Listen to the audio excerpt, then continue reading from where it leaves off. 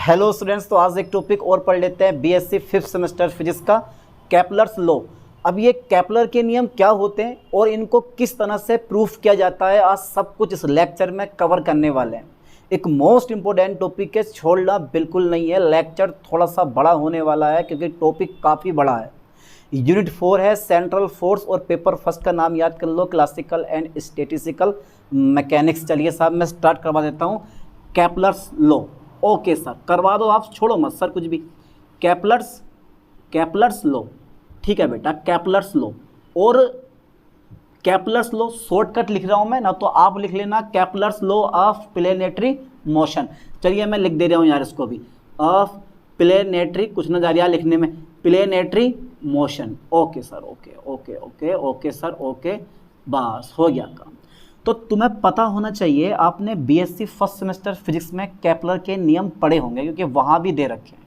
अच्छा पढ़े नहीं पढ़े, बस वही उठा के मैं यहाँ करवा दूंगा, ज़्यादा बड़ा कुछ करना नहीं है। पेपर में जो क्वेश्चन पूछता है वो कुछ ऐसे पूछता है, केपलर्स के नियम लिखिए और इन्हें सिद्ध कीजिए, इनका निगमन कीजिए, ठीक है। अब आप क्लासिकल मैकेनिक्स में भी कर सकते हो, दो मेथड होते हैं, क्लासिकल मैकेनिक्स वाला और एक नॉर्मल वाला, तो मैं नॉर्मल वाले से करवा दूंगा, ठीक है। चलिए देखते हैं। तो गिरोह के गति संबंधी, ठीक है, केपलर ने 3 नियम दिए। पता होना चाहिए आपको कि यार गिरोह जितने भी हमारे प्लेनेट होते हैं, कितने प्लेनेट होते हैं, अरे कितने गिरे हैं, 8 गिरे हैं, है नहीं है। नमा गिरा बेचारा हमारे पास प्लूटो था, उसको हटा दिया गया, क्या फ़र्क पड़ रहा, उस पर घूम रहा फिर रहा मज़ा ले रहा, हमने हटा दिया ना, हमें पता हटा दिया, लेकिन उसको क्या पता, वो तो घूमे शुद्ध है। क्यों? तो गिरोह के गति संबंधी, गिरोह के गति संबंधी केपलर ने कितने नियम दिए भैया, गिरोह के गति संबंधी केपलर ने, ठीक है सर, केपलर ने 3 नियम दिए, 3 नियम दिए जिसने हम सबको बर्बाद कर दिया। 3 नियम दिए जो निम्नलिखित हैं। लो साहब ऐसा करके लिख के आना आप, जो निम्नलिखित हैं, ठीक है बेटा। ज़्यादा बड़े नियम नहीं है, छोटे से हैं, नन्हे मुन्ने बच्चों वाले, जो निम्नलिखित हैं। क्लास 11th में बच्चे याद कर लेते हैं इन नियम को। तो पहला नियम होता है कक्षाओं का नियम, यानी कि जो प्रथम नियम होता है बेटे, वो कौन सा नियम होता है, प्रथम नियम कक्षाओं का नियम होता है। ओके ओके सर, प्रथम नियम यानी कि कक्षाओं का नियम, ठीक है भैया। लॉ ऑफ ऑर्बिट, कक्षाओं का नियम, ठीक है सर, ठीक है ठीक है ठीक है, कक्षाओं का नियम होता है, मान गए। क्या नियम होता है, अरे बहुत सिंपल सा नियम यार, जिस तरह से परमाणु में इलेक्ट्रॉन नाभिक के चारों ओर रोटेट करते हैं, उसी तरह से ग्रह भी सूर्य के चारों ओर रोटेट करते हैं, वो भी दीर्घवृत्ताकार कक्षा में, ठीक है। समरफील्ड ने बताया था ये परमाणु के अंदर, इसे देख के, सूर्य को देख के पता होना चाहिए केमिस्ट्री के बारे में भी आपको। चलिए क्या नियम है, यानी कि प्रत्येक ग्रह सूर्य के चारों ओर दीर्घवृत्ताकार कक्षा में घूमता है, जिसके एक फोकस पर सूर्य होता है। ये इतनी सी पहला नियम था, निबट गया। लेकिन प्रूफ करना सबसे डिफिकल्ट काम इसी का ही है। बाकी थर्ड नियम और सेकंड नियम तो आप आसानी से प्रूफ कर दोगे, लेकिन ये प्रूफ करना कि भैया प्रत्येक ग्रह सूर्य के चारों ओर एक दीर्घवृत्ताकार कक्षा में घूम रहा, यार ये कैसे प्रूफ होगा, इसमें धुआं निकल जाता है इंसान का। चलिए देखो जरा ध्यान से बेटा, यानी कि अकॉर्डिंग टू दिस लॉ, यानी कि इस नियम के अनुसार, आता मजा आया ना पढ़ने में, आता मजा आया ना पढ़ने में, इस नियम के अनुसार, इस नियम के अनुसार, ठीक है भैया, इस नियम के अनुसार। अच्छा ये बताओ क्या सूर्य घूमता है, चलो ये तो पता है कि सूर्य 8 प्लेनेट को लेके अपने चारों तरफ, यानी कि सूर्य के चारों ओर 8 प्लेनेट लगातार घूमे जा रहे हैं, घूमते जा रहे हैं, घूम रहे नहीं घूम रहे हैं, पता होना चाहिए इसके बारे में। तो क्या सूर्य भी इन सब ग्रहों को लेकर घूमता है, हाँ घूमता है। जो ब्रह्मांड का केंद्र होता है उसके चारों तरफ घूमता है और एक चक्कर पूरा करने में 25 करोड़ साल लगाता है। ये यार जीके में पूछा जाता है, ठीक है। तो इस नियम के अनुसार, ठीक है, प्रत्येक ग्रह सूर्य के चारों ओर, प्रत्येक ग्रह किसके चारों तरफ बेटे, सूर्य के चारों ओर, सूर्य के चारों ओर, ठीक है, सूर्य के चारों ओर दीर्घवृत्ताकार कक्षा में घूमता है। Okay sir, okay okay okay, दीर्घवृत्ताकार काय में घूमता है, कक्षा में घूमता है, सही है सर, दीर्घवृत्ताकार कक्षा में घूमता है। चलें देखने भाई, अंतरिक्ष में पृथ्वी को पार कर जा रहे हैं, अंतरिक्ष में पहुंच जा रहे हैं, घूमता, जिसके एक फोकस पर सूर्य होता है, इसके एक फोकस पर क्या होता है बेटे, सूर्य होता है, इसके एक फोकस पर सूर्य होता है। ओके ओके, सूर्य होता है। अब भैया ये तो हमारा प्रथम नियम यहाँ ख़त्म हो गया। अच्छा, सेकंड नियम जो आता है वो आता है द्वितीय नियम। और द्वितीय नियम हमसे क्या कहता है भैया? ये कहता है कि मैं भी हूँ और मुझे भी लिखवाओ भैया, बिना मुझे लिखवाए काम नहीं चलने वाला है। तो साफ चलो हम इसे भी लिखवा देंगे। तो ये होता है क्षेत्रफलों का नियम। ठीक है, इसको बोलते हैं हम क्षेत्रफलों का नियम। अरे सर, क्षेत्रफलों का नियम, चलिए एक चित्र बनाता हूँ मैं नन्हे मुन्ने बालकों वाला। यानी कि ये बनाया मैंने दीर्घवृत्त, ये बना दिया मैंने दीर्घवृत्त, यानी कि एक दीर्घवृत्त का कक्षा बना दी। ठीक है, बना दी। अब क्या होगा? तो सूर्य क्या होता है? एक फोकस पर होता है। ये क्या है बेटा? ये सन हो गया। और सन तुम्हें पता है कि सन से क्या होगा? प्रकाश बाहर निकलेगा। चलो साहब, ये एस मान लिया, ये हो गया हमारा सन हो गया, है ना। अब क्या होगा कि देखो ये है मेरे पास त्रिज्या। ठीक है, यानी कि कहने का मतलब ये है कि ये ग्रह है हमारा और इस ग्रह का द्रव्यमान कितना है बेटा? m है। ठीक है, और इस ग्रह को सूर्य से, यानी कि किसी भी ग्रह को सूर्य से मिलाने वाली रेखा, किसी भी ग्रह को सूर्य से मिलाने वाली रेखा, ठीक है, समान समय में समान क्षेत्रफल तय करती है। यही है। ठीक है, जितना क्षेत्रफल ये वाला होगा ना मेरे दोस्त, जितना क्षेत्रफल ये वाला होगा, जितना क्षेत्रफल मेरे पास ये वाला होगा, जितना क्षेत्रफल ये वाला होगा, उतना क्षेत्रफल हमारा क्या होगा बेटा? ये भी होगा। ये लाइन पे ध्यान देना, ये उतना क्षेत्रफल हमारा ये वाला भी होगा, ये वाला, ये क्षेत्रफल उतने का उतना हमारा होगा। ठीक है, ओके, इसका नाम दे दो ए बी, इसका नाम दे दो सी और डी। तो एस ए बी क्षेत्र जो होगा वो एस सी डी के क्षेत्र के बराबर होगा। तो यार बिल्कुल सिंपल सा नियम है, समझ में आया कुछ?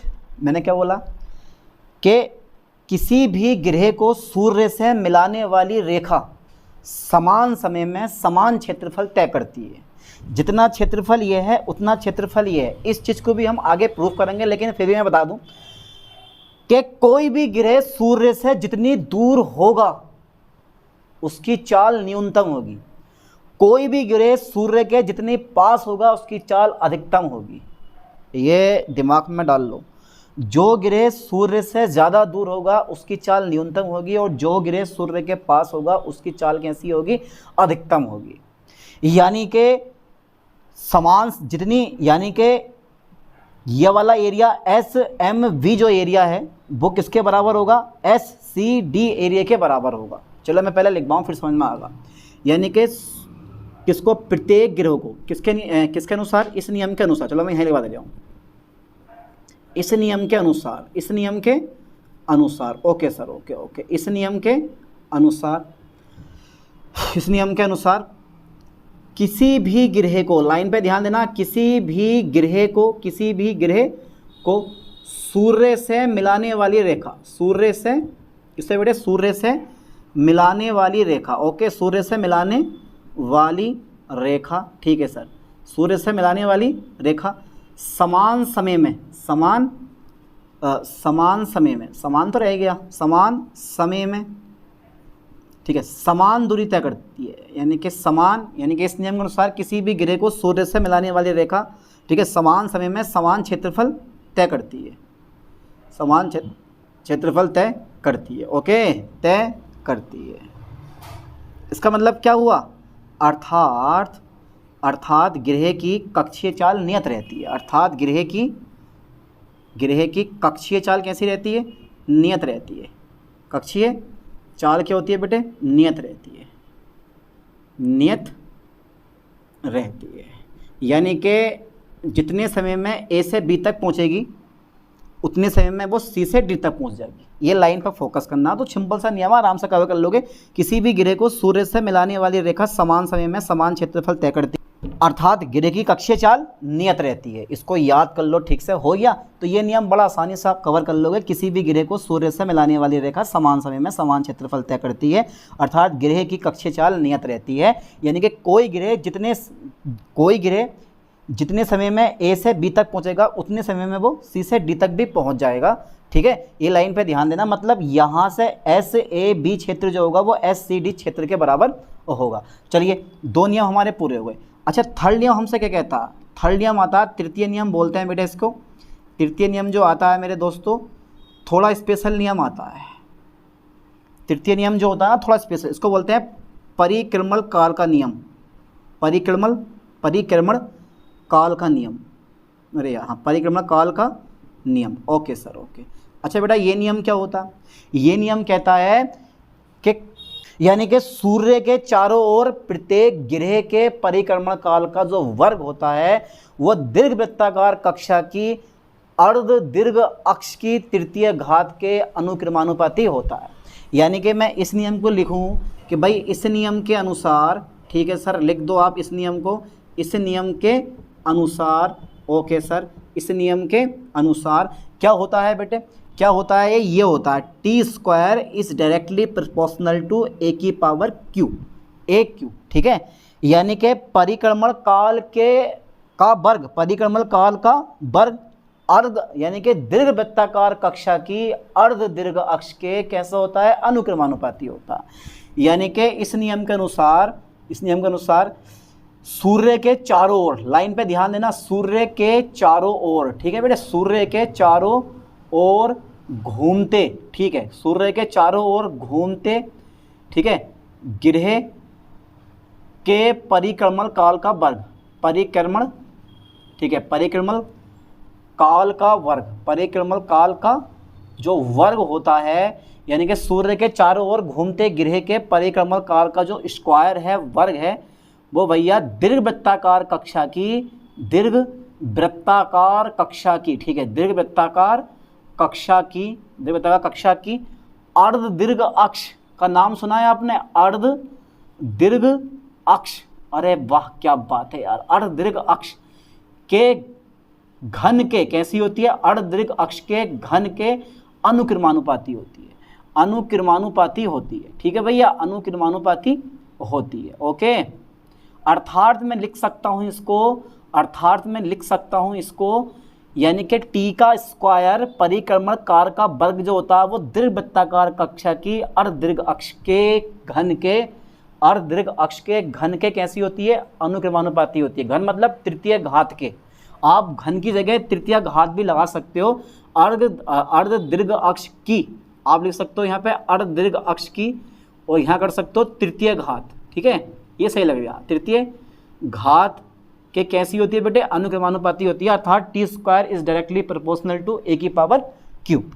इसको यहाँ से हम हटा दे रहे हैं। तो ये तीनों के तीनों नियम हो गए, और अब तीनों के तीनों नियम करने वाले हैं हम प्रूफ। तो यार इसको ढंग से याद कर लो कि इस नियम के अनुसार प्रत्येक ग्रह सूर्य के चारों ओर दीर्घवृत्ताकार कक्षा में घूमता है, दीर्घवृत्ताकार कक्षा में घूमता तथा सूर्य जो होता है जिसके एक फोकस पर सूर्य होता है, ठीक है। दूसरा नियम मेरे पास है, दूसरा नियम है भैया क्षेत्रफलों का नियम, कि इस नियम के अनुसार किसी भी ग्रह को सूर्य से मिलाने वाली रेखा समान समय में समान क्षेत्रफल तय करती है, ठीक है, अर्थात ग्रह की क्षेत्रीय चाल नियत रहती है। ओके, तीसरा नियम मेरे पास क्या कहता है? तीसरा नियम मैंने तुम्हें लिखवा दिया, ज़्यादा बताने की जरूरत है नहीं, हमें घिचपिच करने की जरूरत है नहीं, कि किसी भी ग्रह का सूर्य के चारों, किसी भी ग्रह को सूर्य से मिलाने, ये तो पहला नियम था, ये है हमारा नियम। सूर्य के चारों ओर घूमते ग्रह के परिक्रमण काल का जो वर्ग होता है वो दीर्घवृत्ताकार कक्षा की अर्ध दीर्घ अक्ष के तृतीय घात के कैसा होता है? अनुक्रमानुपाती होता। तो ये तीनों नियम बढ़िया करके याद करो। आई होप कि ये नियम आपको पहले से याद होंगे, ठीक है। चलिए मैं इसको इरेज कर दूं फिर इसी बात पे, अब करवाता हूँ मैं प्रूफ जरा करके देखना है, इसको कर दूँ इरेज, ठीक है साहब। चलिए साहब, ओके सर, ओके। अब इन चीज़ों को हमें करना है प्रूफ। भैया केपलर के नियम मैंने लिखवा दिए और केपलर को निपटा के आगे बढ़ते हैं। दम है तो इन्हें याद करके दिखाओ, दम है तो इन्हें याद करके दिखाओ। प्रूफ का मतलब होता है बेटा डेरिवेशन, ठीक है, डेरिवेशन, ठीक है। तो डेरिवेशन में सबसे पहले फोकस करना है द्वितीय नियम पे। पहले लाएंगे हम द्वितीय नियम, फिर लाएंगे प्रथम नियम, फिर लाएंगे तृतीय नियम हम, ठीक है। तो लिख दे रहा हूँ मैं डेरिवेशन ऑफ सेकंड लॉ, ठीक है, यानी कि द्वितीय नियम का निगमन। ओके, द्वितीय नियम का निगमन। ओके सर, ओके भाई, मान गए सर आपको। द्वितीय नियम का निगमन करवाओ जरा, चलो लाइन पर जरा थोड़ा ध्यान देना बेटे। सबसे पहले एक दीर्घवृत्ताकार कक्षा बना लो साहब, मैंने दीर्घवृत्ताकार कक्षा बना ली, ठीक है। ये मैंने एक दीर्घवृत्ताकार कक्षा बना ली है, ठीक है। यहाँ मान लो मेरे पास क्या रखा, सन रखा है, और पॉइंट क्या है मेरे पास? ओ है, ठीक है। चलिए इसका जो थोड़ा नीचे करके ले लो यार, यहाँ ऐसे करके ले लो, यहाँ पे ले लो ये, ठीक है। ये सन है और ये क्या है मेरे पास, एस ले सकते हो या मैंने ओ मान लिया, ठीक है। अब क्या होगा कि जो मेरे पास ये त्रिज्या वेक्टर है, यानी कि सूर्य को ग्रह से मिलाने वाली रेखा, यानी कि ग्रह को सूर्य से मिलाने वाली रेखा, ये वही मेरे पास एम, ठीक है।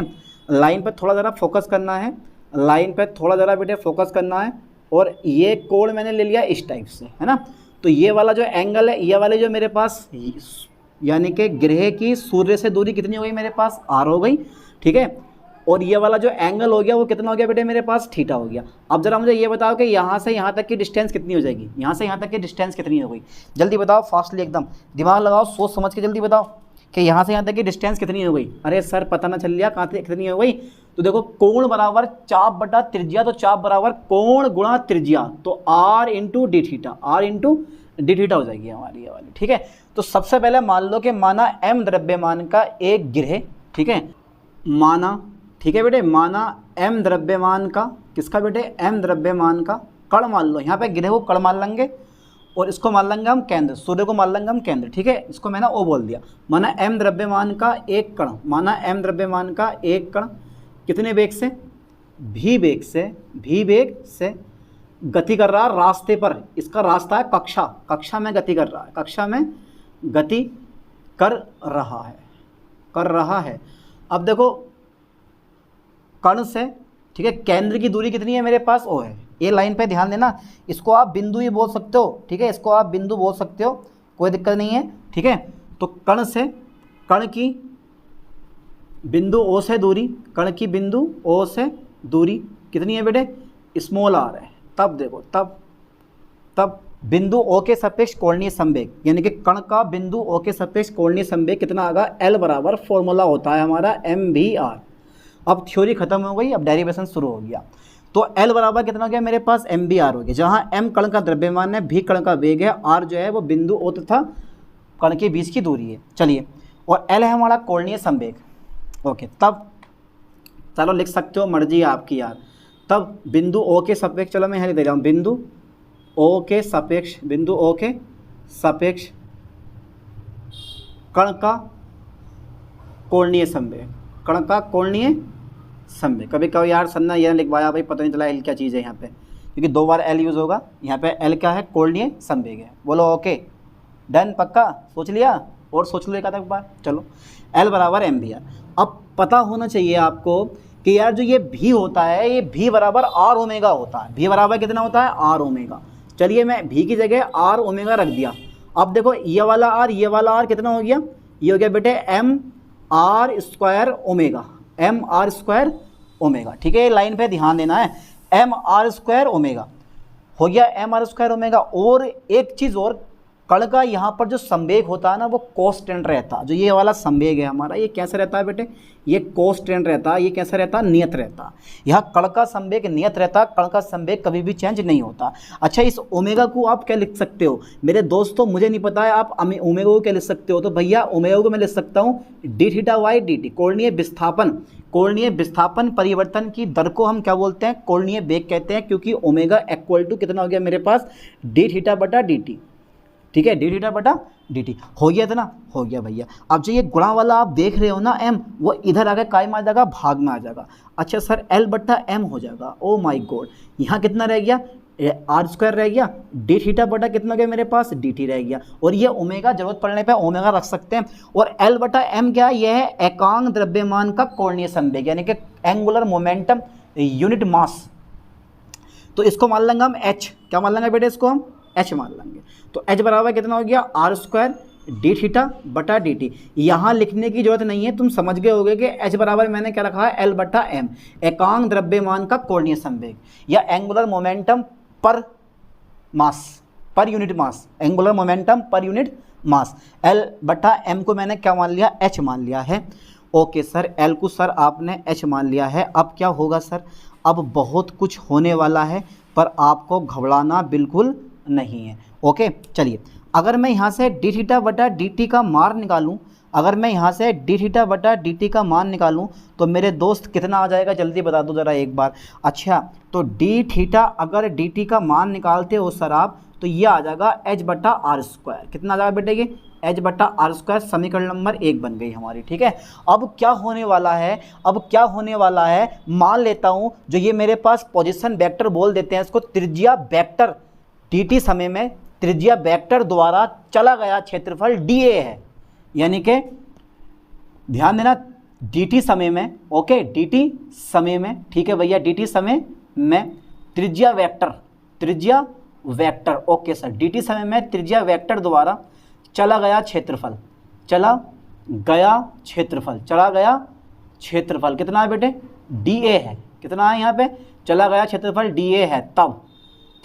तब बेटे dA का मान निकालो, पता है 1/2, ठीक है, और r, ठीक है, चलो मैंने r रख दिया, वही आधार गुणा ऊंचाई या लंबाई या l या आधार गुणा लंब बोल दो, तो r, और कितना मेरे पास चाप कितना है r theta, r into D theta. तो बेटा ये बन गया मेरे पास 1/2 r स्क्वायर डी थीटा। ठीक है, r स्क्वायर डी थीटा, सही है sir, r square D theta बन गया हमारा।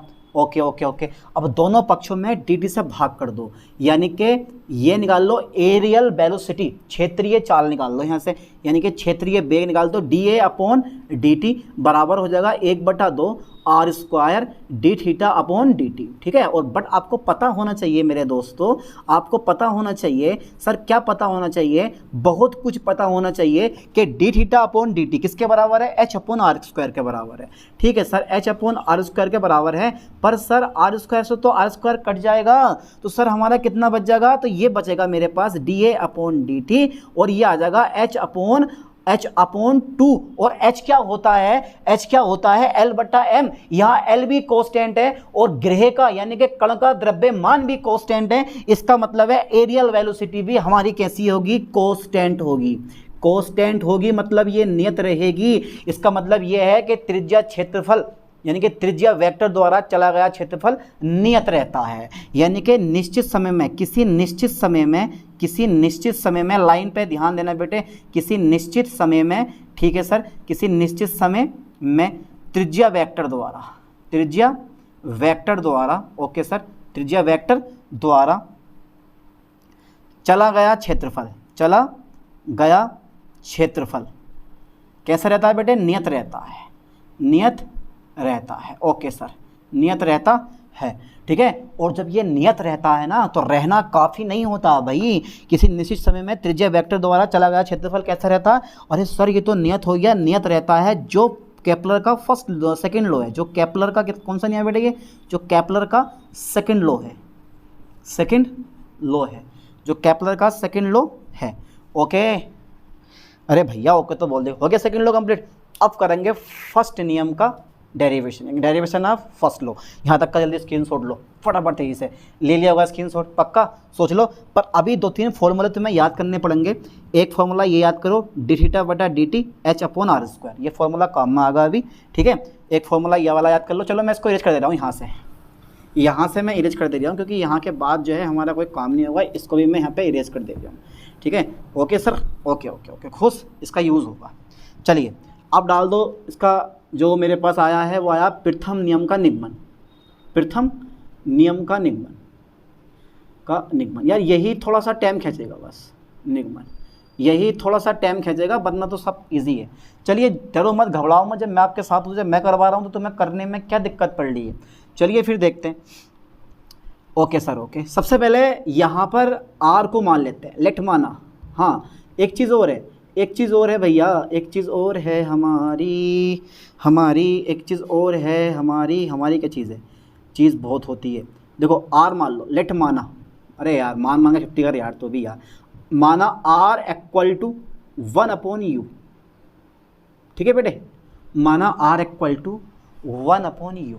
ओके, समझ में आ गया, आगे समझ में। ओके ओके ठीक है, डी थीटा बटा डी टी कितना है, h अपॉन आर स्क्वायर। अच्छा sir h upon are square है, हाँ यार h square upon are square. अब क्या करने वाले हो sir, d theta upon D t. अगर मैं आर स्क्वायर को, जब r को आप 1/u लिख सकते हो, तो h को आप ऐसे रहने दो और u स्क्वायर कर दो, क्योंकि 1/r बराबर यानी कि 1/r यानी कि r बराबर आपने 1/u लिखा है, या फिर आप बोल सकते हो u बराबर 1/r। अरे ऐसे रहने दो यार, तो u बराबर 1/r हो जाएगा। तो 1/r को आपने यू स्क्वायर लिख लिया क्योंकि इस पर स्क्वायर लगा हुआ है, तो 1/r बराबर कितना हो जाएगा, u का स्क्वायर हो गया। ठीक है, ये इक्वेशन बहुत बार जानी जाने वाली है, बहुत ज़्यादा यूज़ आएगी। अब इसका कोई यूज़ नहीं बचा, ये होगा यूज़लेस, ये वाली यूज़ होगी। करो ज़रा, ये जो तुम देख रहे हो ना r, इसका निकालो dr, यानी कि टी के सफिक्स से डिफ्रेंशिएशन कर दो। तो मैं करने वाला हूँ, तो हो जाएगा ये माइनस का 1/u स्क्वायर और du/dt। समझ में आया ना, समझ में आया? अरे यार ऐसा कर लो, u को ले जाओ माइनस के ऊपर, अब टी के सफिक्स कर दोगे, डिफ्रेंशिएशन कर दो, तो ये वाला माइनस हमारा क्या हो जाएगा, पहले आ जाएगा, और u -1 माइनस के 1, तो ये हो जाएगा माइनस के 1 1/u²2। ठीक है, ये समझ गए होगे आप लोग। चलिए आगे देखते हैं। अब यहाँ पे डी थीटा से भाग कर दो, डी थीटा से गुणा कर दो। ठीक है, सोच रहे होगे सर ऐसा क्यों कर रहे हो? अरे क्यों नहीं कर रहे हैं, ये देखो क्यों कर रहे हैं। तो ये आ जाएगा मेरे पास D theta into D theta upon D T. Okay, आ गया।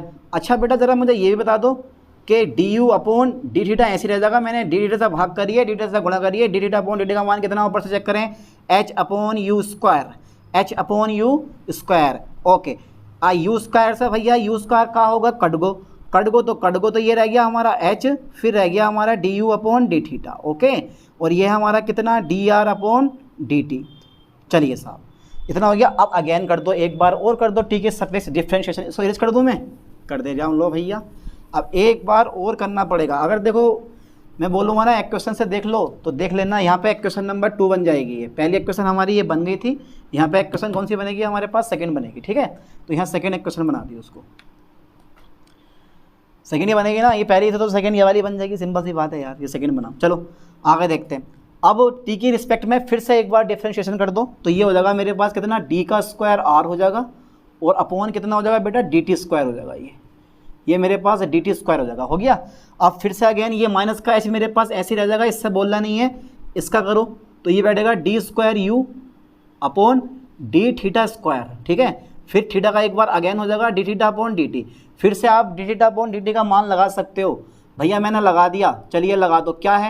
क्या है भैया, समीकरण 2 से देखो ज़रा ध्यान से, समीकरण 2 से D theta upon D T का मान कितना है, एच यू स्क्वायर आया है। तो भैया एच यू स्क्वायर, तो एक एच गुणा में घातें जुड़ जाती हैं, माइनस के एच स्क्वायर, ये आ गया मेरे पास D square U upon D theta square. ठीक है, यहाँ तक समझ में आया। ये D square are upon D T का मान मैंने निकाल दिया।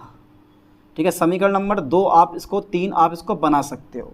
अच्छा ये बताओ बेटे, यहाँ तक क्लियर हुआ आप लोगों की? ये नहीं हुआ ना? अब कण पर लगने वाला बल निकाल दो, कण पर लगने वाला बड़ा, रुकने का टाइम नहीं है, रुक गया तो बहुत लंबा पड़ जाएगा लेक्चर। कण पर लगने वाला बल, ठीक है सर, कण पर लगने वाला बल। Okay sir, okay. Formula F बराबर होता है माइनस के म्यू, ठीक है, ये लिख लो, D square are upon D T square minus के R D theta upon D T का स्क्वायर। ठीक है बेटे, ये हो गया। अब जो ये म्यू है ना, ये म्यू भी क्या होता है, द्रव्यमान होता है, बट यहाँ पे मैं रिप्लेस कर दूंगा, इस म्यू को मैं कितना मान लूँगा, स्मॉल एन मान लूँगा, तो मेरे पास आ जाएगा F बराबर माइनस के एम, और ये आ जाएगा d square are upon D T square minus के आर, ये आ जाएगा बेटे d theta upon D T का होल स्क्वायर। एक खास बात मैं आपको और बता दूं, जहां माइनस चिन्ह दर्शाता है कि बल कौन सा है, आकर्षण है, ये भी लिख दो। जहां ऋणात्मक चिन्ह दर्शाता है, जहां माइनस चिन्ह दर्शाता है, माइनस चिन्ह दर्शाता है कि क्या दर्शाता है, जहां माइनस चिन्ह दर्शाता है कि जो मेरे पास बल है वो कौन सा, अट्रैक्शन फोर्स है। आकर्षण जानते हो ना? अरे सर जानते हैं। ये बल कौन सा है मेरे पास, आकर्षण बल है। ठीक है बेटे, जहाँ माइनस चिन्ह दर्शाता है कि बल कौन सा है आपका, आकर्षण बल है। ठीक है सर, आकर्षण बल आपने बता दिया और हमने मान लिया, मान के मान लिया भैया, सर करवाते रहो आगे को, आप छोड़ो मत। जहाँ माइनस चिन्ह दर्शाता है कि बल कौन सा है हमारा, आकर्षण बल है। अब निकाल लेंगे हम एकांक द्रव्यमान पर लगने वाला बल, तो ये जो गुणा वाला इधर काय में आ जाएगा, भाग में आ जाएगा। जब तक मैं इसको इरेज कर दूँ, इसका स्क्रीनशॉट लेते रहना, बस हो चुका, थोड़ा सा रह गया, लंबे हाथ से खिंचवाऊंगा यार, इतना तेज़ से खिंचवा दूंगा। ये गुणा वाला काय में जाएगा, भाग में, तो ये हो गया F/m। ठीक है सर, ये F/m हो गया। यहाँ माइनस के रह गया सर, माइनस से कितना रह गया, यहाँ सर रह गया हमारा, यहाँ रह गया d square are upon D T का स्क्वायर। ठीक है, माइनस के मेरे पास आर ऐसी रह जाएगा, यहाँ रह जाएगा D theta upon D T का होल स्क्वायर। अरे ये तो बड़ा इजी निकला, 2 रुपये के इजी से भी इजी निकला, निकला ही निकला। अब एफ बटा एम क्या चीज़ है यहाँ पर? एफ बटा एम है एकांक द्रव्यमान पर लगने वाला बल, एकांक द्रव्यमान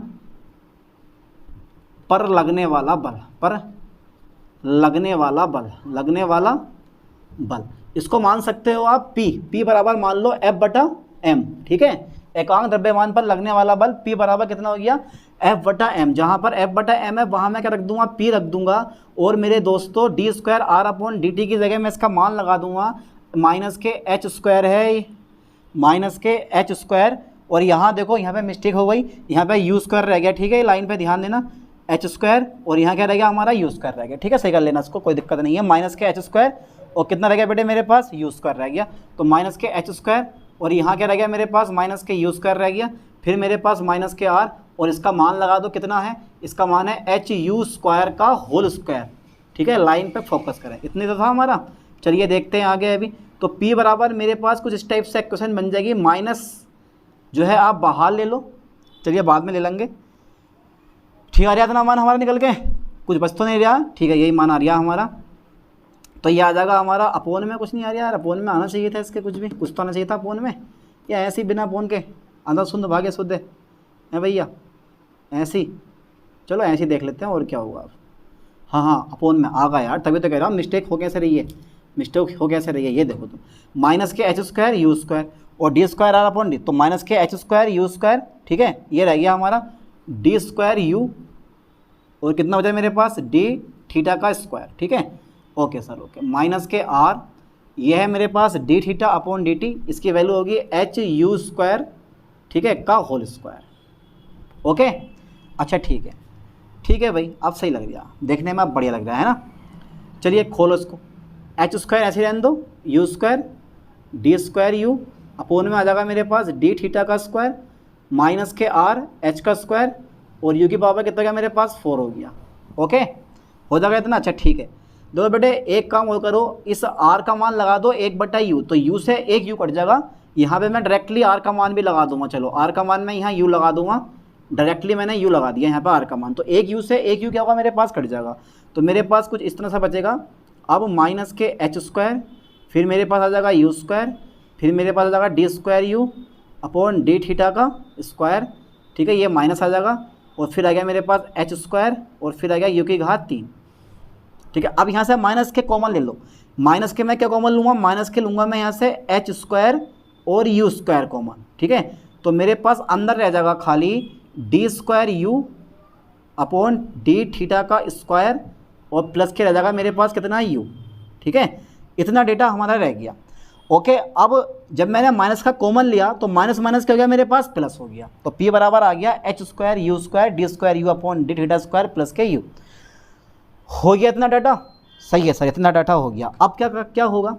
अब इसको उठा के आप गुणा वाले को इधर काय में आ जाएगा, ये हमारा भाग में आ जाएगा। पक्का सोच लो जरा एक बार, लिया मैं? चलो साहब लेकर उठा के, और क्या P बटा ये आ जाएगा मेरे पास एच स्क्वायर यू स्क्वायर बराबर हो जाएगा मेरे पास कितना? डी स्क्वायर यू और अपॉन हो जाएगा मेरे पास डी थीटा स्क्वायर प्लस के हो जाएगा मेरे पास कितना? यू। अब देखो ज़रा ध्यान से, अब बहुत लंबी कहानी हमारी पढ़ने वाली है। अब P बराबर होता है K अपॉन आर स्क्वायर, इस चीज़ का मान रखना पड़ेगा तुम्हें। P बराबर कितना होता है? K अपॉन आर स्क्वायर, ठीक है भैया। P बराबर K अपॉन आर स्क्वायर होता है। चलिए पहले ज़रा यहाँ तक का स्क्रीनशॉट ले लो, ले लिया होगा आप लोगों ने, हो गया इतना। चलिए मैं इसको इरेज कर देता हूँ अब। ओके सर इसका हमारे पास कोई काम नहीं है। देखो अब मैं क्या करने वाला हूँ, अब मैं P का मान लगा दूंगा कितना? K अपॉन आर स्क्वायर लगा दें।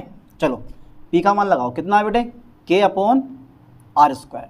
चूँकि मैं यहाँ लिख दे जाऊँ, चूँकि P बराबर कितना होता है? K upon are square. Line पर फोकस करें, चूँकि P बराबर कितना होता है? K upon are square. आप P का मान यहाँ रख दो उठा के। P का मान कितना है? K upon are square. तो मैं रखूँगा P बराबर, तो ऊपर मेरे पास K आ जाएगा, नीचे आ जाएगा एच स्क्वायर यू स्क्वायर और कितना आ जाएगा बेटे? आर स्क्वायर आ जाएगा, ठीक है। बराबर मेरे पास कितना रह जाएगा? डी स्क्वायर यू रह जाएगा अपॉन का डी थीटा स्क्वायर रह जाएगा और प्लस के मेरे पास कितना रह जाएगा बेटा? यहाँ पे यू रह जाएगा, ठीक है। इस चीज़ को हमें ध्यान से देखना है, बढ़िया करके पढ़ना है इस चीज़ को। ओके सर ओके हो गया काम। अब देखो यू स्क्वायर को तुम लिख सकते हो 1/r स्क्वायर, तो यू स्क्वायर से आर स्क्वायर हमारा क्या हो जाएगा? ख़त्म हो जाएगा। तो मेरे पास कितना रह गया k अपॉन खाली बचा बेटे मेरे पास h स्क्वायर बराबर रह गया d स्क्वायर u अपॉन कितना रह गया d थीटा स्क्वायर प्लस के कितना रह गया मेरे पास u रह गया, यहाँ प्लस के मेरे पास कितना रह गया u रह गया। Okay sir okay. देखो अब तुम्हें एक चीज़ बता दूँ मैं, ये जो k होता है ना, k बराबर किसके होता है, ये होता है mg के बराबर। इस पर फोकस करो ठीक से, k बराबर mg, जहाँ m जो होता है ना, जहाँ m जो होता है वो सूर्य का द्रव्यमान है, ठीक है, सूर्य का द्रव्यमान होता है। और जो ये मेरे पास कैपिटल G है, ये पढ़ा है आपने, ये गुरुत्वाकर्षण नियतांक होता है, ठीक है, ये गुरुत्वाकर्षण क्या होता है, नियतांक होता है, ठीक है। इस पर फोकस कर लो ठीक से, ये क्या होता है बेटे, गुरुत्वाकर्षण नियतांक होता है। ओके ओके हो गया। अब जहाँ पर k है वहाँ पर मैं क्या लगा दूंगा, mg लगा दूंगा, लगा दो mg अपॉन कितना है मेरे पास h स्क्वायर बराबर मेरे पास कितना हो जाएगा साहब, d स्क्वायर u अपॉन हो जाएगा d थीटा का स्क्वायर और प्लस के आ गया मेरे पास कितना u, इतना हो गया। अब जो ये प्लस वाला है इसको इधर को काय में ले आओगे, माइनस में ले आओ, तो इसको मैं कुछ इस तरह से लिख सकता हूँ यहाँ पर कि u बराबर mg अपॉन h स्क्वायर और माइनस के d square u upon d theta square, इसको मैंने ऐसा करके लिख लिया, ठीक है। अब इस d square u upon d theta square की जगह मैं लगाऊंगा प्लस के a cos theta minus theta 0।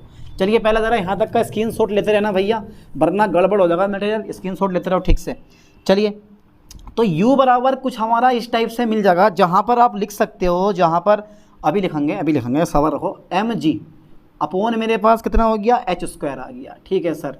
फिर मेरे पास आ जाएगा प्लस आ जाएगा मेरे पास a cos theta minus theta 0, ठीक है, a cos theta minus theta 0, जहाँ पर a तथा थीटा 0, ठीक है, थीटा 0 क्या है, नियतांक है, ये नियतांक होते हैं, समाकलित नियतांक होते हैं, समाकलित नियतांक होते हैं। तो थीटा 0 का मान कितना होता है, यहाँ पर 1 होता है, मतलब थीटा 0 का मान यहाँ पे 0 होता है, तो थीटा में से 0 घटा के निकाल देंगे, इसको काम तमाम कर देंगे। तो u बराबर कितना हो गया मेरे पास mg अपॉन कितना आ जाएगा बेटा ये h स्क्वायर प्लस क्या आ जाएगा मेरे पास कितना, प्लस क्या आ जाएगा मेरे पास कितना, ये मेरे दोस्त ये आ जाएगा मेरे पास कोस थीटा, यानी कि a cos theta, a cos theta. अब क्या करना है आपको, u की जगह आप 1/r लगा सकते हो, ठीक है सर, मैंने 1/r लिख लिया u की जगह।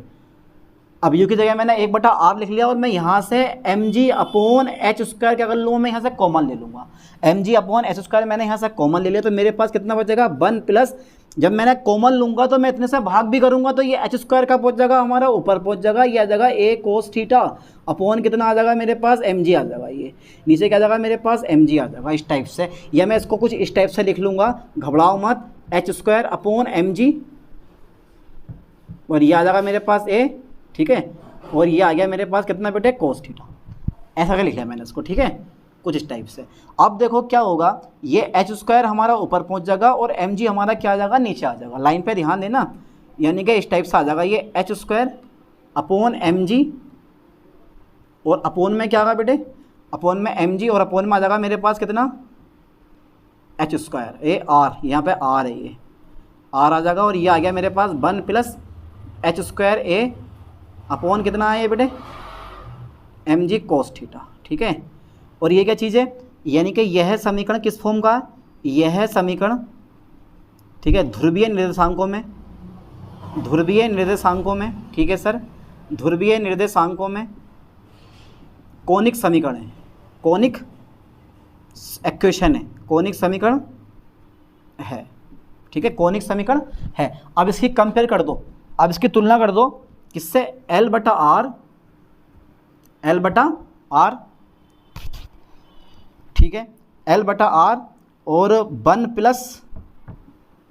प्लस E कोस थीटा से, E कोस थीटा से तुलना कर दो, हटा देना इसको भाई, हटा दे रहे हैं, चलो इसको, अब ये हमारा काम हो गया इतना, अब ये लास्ट बचा बस होने वाला है, ठीक है।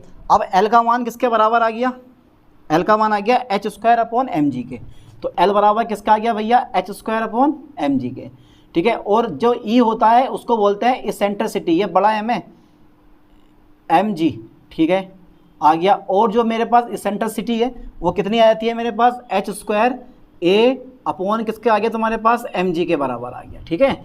यानी कि L क्या चीज़ है, यहाँ पे L होता है अर्धनाभिलंब, इसको इंग्लिश में कहते हैं सेमी लेटस रेक्टम, ठीक है, यानी कि अर्धनाभिलंब। तो यहाँ पे L का मान मैंने निकाल लिया, L बराबर आ गया h square upon mg, E बराबर आ गया h square H square into A upon M G. अब यहाँ पर क्या होता है कि ई का मान क्या होता है बेटा, 1 से कम होता है। इसका मतलब ये हुआ, अतः करके मैं लिख दूंगा, अतः प्रत्येक ग्रह सूर्य के चारों ओर, प्रत्येक ग्रह सूर्य के चारों ओर, सूर्य के चारों ओर, चारों, क्योंकि दीर्घ वृत्ताकार कक्षा के लिए ई का मान क्या था, हमेशा 1 से कम आता है। ठीक है, इसका मतलब ये होगा E is less than 1, E is less than 1 हो गया हमारा। और जब हमारा ई इज़ लेस देन 1 है तब ग्रह, अतः प्रत्येक ग्रह सूर्य के चारों ओर दीर्घ वृत्ताकार कक्षा में, दीर्घ वृत्ताकार कक्षा में क्या होता है, कक्षा में गति करता है, गति करता है। और ये क्या चीज़ है, यह है केपलर का प्रथम नियम है, यह केपलर का कौन सा नियम है, यह है केपलर का फर्स्ट लॉ है, प्रथम नियम है। ठीक है, जल्दी फटाफट यहाँ से स्क्रीनशॉट लो। बहुत लंबा कह रहा था, बहुत लंबा डेरिवेशन है ये, बहुत टाइम लगता है यार इसमें करने में, क्योंकि दोनों चीज़ें मैंने साथ करवा दी ना। चलिए पहले इतना स्क्रीनशॉट ले लो उसका, जल्दी फास्ट। ये नियम निपटा दिया मैंने, अब करते हैं तृतीय नियम का निगमन। ठीक है, पहले यहाँ तक का स्क्रीनशॉट ले लो, ले लिया? ठीक है, चलो हटा दूँ मैं इसको, पक्का सोच लो ज़रा एक बार और। ठीक है भाई, चलो okay sir, okay okay okay okay okay. चलिए अब आगा मेरे पास तृतीय नियम। ठीक है, यानी कि केपलर का तृतीय नियम। ठीक है सर, अब देखो जरा ध्यान से, तृतीय नियम का निगमन, तृतीय नियम का निगमन, तृतीय नियम का निगमन। ओके सर, कर दें भाई, पक्का सोचो जरा एक बार। देखो सबसे पहले एक दीर्घ वृत्त बना लो, एक ये बना लिया मैंने, एक दीर्घ वृत्त। तो यहाँ से यहाँ तक की ये डिस्टेंस कितनी है भैया, ये हो गई ए, ये है अर्ध दीर्घ अक्ष, और ये हो गई मेरे पास बी। ये क्या है बेटे, ये है अर्ध लघु अक्ष, यानी कि ये है अर्ध दीर्घ अक्ष, ये है अर्ध लघु अक्ष, और ये होता है मेरे पास यहाँ से यहाँ तक की दूरी होती है नाभिलंब। और जब आधा निकालोगे, आधा जब निकालोगे तो यहाँ से यहाँ तक की दूरी हो जाएगी मेरे पास कितनी, खाली एल। ठीक है, अब आपको पता होना चाहिए कि अगर मैं गृह का परिक्रमण काल निकालता हूँ, परिक्रमण काल जब मैं निकालता हूँ मेरे दोस्तों, तो आवर्त काल जैसा बोलते हैं, एक चक्कर पूरा करने में इतना समय लेता, वही तो होता परिक्रमण काल। तो वो आता है दीर्घ वृत्त का क्षेत्रफल, दीर्घ वृत्त का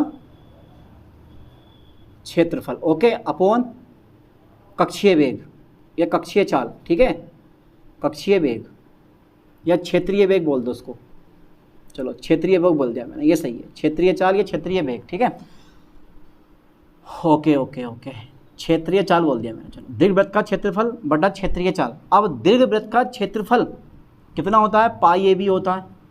ठीक है, पाई ए बी, और क्षेत्रीय चाल कितनी है मेरे पास, h/2, D A upon D T बराबर h/2 है।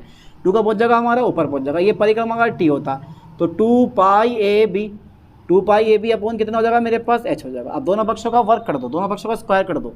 ठीक है, दोनों पक्षों का वर्क करने पर, चलिए साहब, दोनों पक्षों का क्या करने पर, वर्ग करने पर, वर्ग करने पर। लो साहब, चलो मैंने दोनों पक्षों का वर्ग कर दिया, तो टी का क्या हो जाएगा, स्क्वायर हो जाएगा, 2 का वर्ग 4 हो गया, पाई हो गया, ए स्क्वायर हो गया, बी स्क्वायर हो गया, और हमारा क्या हो गया, एच स्क्वायर हो गया। ठीक है, चलिए अब आपको पता होना चाहिए, अब आपको पता होना चाहिए कि जो एल होता है वो भैया बराबर होता है बी स्क्वायर अपॉन ए के, तो ये भाग वाला गुणा में आ जाएगा, बी स्क्वायर बराबर कितना आ गया, एल ए आ गया, बी स्क्वायर बराबर एल ए आ गया। और एल का मान हम निकाल चुके हैं ऊपर से, एल का मान कितना आया है, चेक करें जरा, एल का मान कितना आया मेरे भैया, चेक करें, आप चेक करें एल का मान कितना आया, ऊपर चेक करो जरा एक बार। तो एल का मान आया है एच स्क्वायर अपॉन कितना आया बेटे, H square upon M G आया।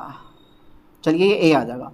अब जहाँ पर बी स्क्वायर है वहाँ पर ये लगा दो। ठीक है, चलिए साहब मैं लगा दे रहा हूँ, टी स्क्वायर बराबर हो जाएगा मेरे पास 4 पाई ए स्क्वायर, और बी की जगह आ जाएगा मेरे पास कितना, ये बी स्क्वायर का मान लगा दो, H square upon M G और इंटू ए आ जाएगा मेरे पास। ठीक है, इंटू क्या गया मेरे पास, ए आ गया। ठीक है, और अपॉन में कितना रह गया मेरे पास, एच स्क्वायर रह गया। ठीक है भैया, एच स्क्वायर से एच स्क्वायर मेरे पास क्या हुआ, कट गया, तो टी स्क्वायर। अब 4 पाई अपॉन एम जी अलग कर लो, 4 पाई एम जी अलग करो मेरे दोस्तों, 4 पाई एम जी अलग करो और एक ही घात 3 अलग कर लो। ठीक है, इसका मतलब ये हो गया जो टी स्क्वायर होता है वो एक ही घात के कैसा होता है, तृतीय घात के, एक ही तृतीय घात के अनुक्रमानुपाती होता है। और ये क्या तुम्हारे पास तृतीय नियम है, ये है क्या है, ये है केपलर का कौन सा नियम है बेटे, ये है केपलर, ये है केपलर का, अरे यार एल बनाओ, ये है केपलर का। ठीक है, कौन सा नियम है, तृतीय नियम है। तृतीय नियम है, क्योंकि ये सब मेरे पास क्या 4π/mg कांस्टेंट हो जाएगा, क्योंकि सूर्य का द्रव्यमान कभी चेंज होता नहीं है, जी का मान फिक्स होता है, 4π इसका मान ये फिक्स है, तो जो t² है वो 1/3 के क्या हो गया, अनुक्रमानुपाती हो गया। तो इस लेक्चर में हमने क्या कवर करा मेरे दोस्तों, इस लेक्चर में हमने कवर करा है प्रथम नियम, केपलर के तीनों नियम और उनको प्रूफ आप कैसे करोगे। आई होप कि ये टॉपिक आपको समझ में आ गया होगा। इसको कई बार लिख लिख के याद करो, ना याद हो ज़बरदस्ती याद करो, ज़रूर होगा याद ये। चलिए मिलते हैं नेक्स्ट लेक्चर में, थैंक्स।